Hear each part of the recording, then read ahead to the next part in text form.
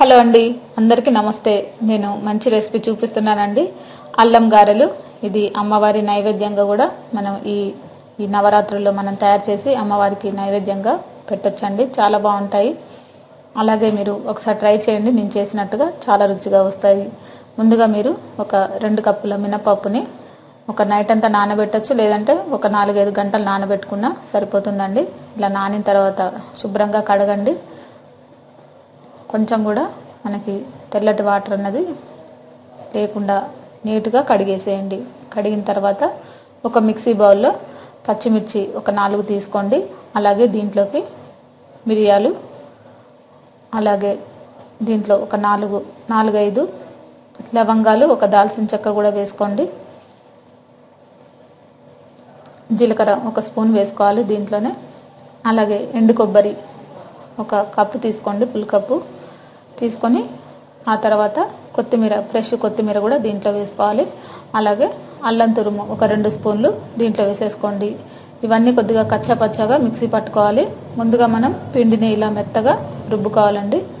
చక్కగా మీరు మిక్సీలో వేసుకోవచ్చు, లేదంటే రోట్లో కూడా రుబ్బుకోవచ్చు. చాలా బాగుంటుంది. తగినంత ఉప్పు కూడా దీంట్లో వేసేసుకోండి.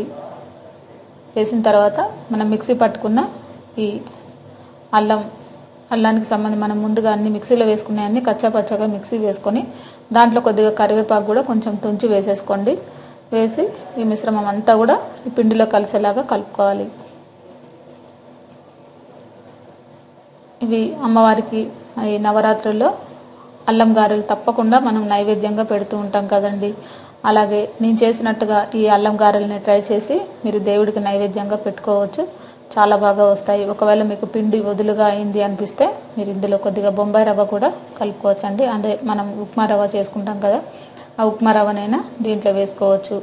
మీరు ఒక క్లాత్కి తడి చేసి కర్చీఫ్ కానీ ఫ్రెష్ కర్చీఫ్కి కొద్దిగా నీళ్ళు అద్దేసి ఈ పిండిని వడల్లాగా, అంటే మనం గారెల్లాగా వేసుకోవాలి.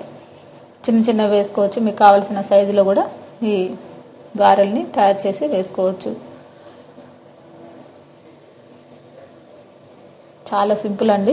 నేను చేసినట్టుగా మీరు ఒకసారి ట్రై చేయండి. ఎంతో రుచిగా ఉంటాయి అన్నమాట ఈ అల్లం గారెలు. ఎర్రగా కాలనివ్వండి, మరి పచ్చిగా లేకుండా ఎర్రగా కాలాలన్నమాట. చూసారు కదా, ఈ విధంగా ఎర్రగా కాలిన తర్వాత ఒక సపరేట్ ప్లేట్లోకి తీసుకొని మీరు కావాలంటే పల్లి చట్నీ పక్కన కాంబినేషన్గా పెట్టుకొని మీరు తయారు చేసుకోవచ్చండి. ఓకేనండి. ఈ విధంగా మనం చక్కగా ఆయిల్లో డీప్ ఫ్రై చేసిన తర్వాత మీరు సపరేట్ బౌల్లోకి తీసుకొని చల్లారిన తర్వాత మీరు అమ్మవారికి నైవేద్యంగా పెట్టుకోవచ్చు. లేదంటే మీరు డైరెక్ట్గా పల్లి చట్నీ కానీ మంచి కొబ్బరి చట్నీ కానీ రెడీ చేసుకొని వీటిని కాంబినేషన్గా తీసుకోవచ్చండి. చాలా బాగుంటాయి, చాలా టేస్టీగా ఉంటాయి. ఒకసారి నేను చేసినట్టుగా మీరు ఈ విధంగా ఈ అల్లం గారెల్ని ట్రై చేయండి. చాలా బాగుంటాయి. అందరికీ వెరీ వెరీ థ్యాంక్ యూ అండి. ఫస్ట్ టైం కనుక నా ఛానల్ని చూసినట్లయితే లైక్ చేయండి, షేర్ చేయండి, సబ్స్క్రైబ్ చేయండి. అందరికీ వెరీ వెరీ థ్యాంక్ యూ అండి.